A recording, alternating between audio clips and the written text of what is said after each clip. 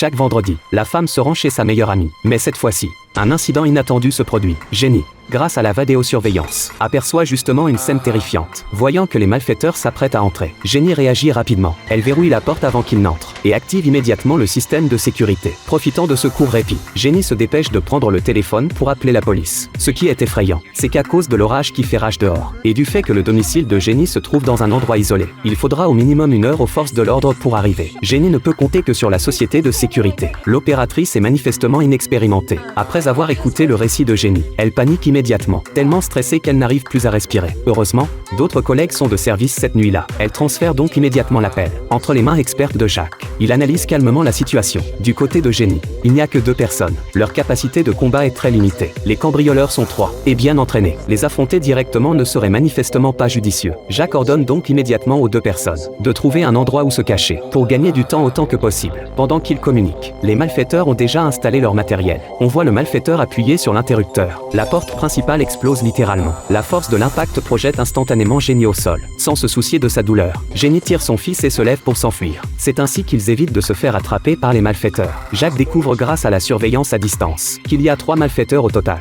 2 hommes à l'intérieur de la maison, une femme à l'extérieur. Ces gens sont manifestement venus préparés. Ils portent des masques. À chaque endroit où ils se rendent, ils utilisent une peinture noire pour obstruer les caméras. Heureusement, il y a de nombreuses caméras. Sous les directives de Jacques, les 2 personnes profitent des angles morts des malfaiteurs pour atteindre avec succès le sous-sol. La société de sécurité tente aussi de contacter la police. Mais les malfaiteurs y ont aussi pensé. Bien avant l'action, ils ont arrangé à l'avance qu'un complice coupe l'alimentation électrique du pont, causant l'embouteillage d'un grand nombre de policiers en chemin. La réparation nécessitera au minimum 30 minutes. Pendant ce temps, Jacques ne peut que tenter de gagner du temps autant que possible. Les malfaiteurs ne sont pas idiots non plus. Après être entrés dans la maison, ils utilisent une technologie de pointe pour brouiller toutes les sources de signal de l'immeuble. Puis, sur indication du chef, les 3 se séparent pour agir. La femme malfaiteur est chargée de rechercher les traces des 2 personnes. Lui et son complice portent chacun un détecteur de métaux, scannant sans cesse tous les recoins des pièces, comme s'ils cherchaient quelque chose. Rapidement, le chauve trouve le sous-sol.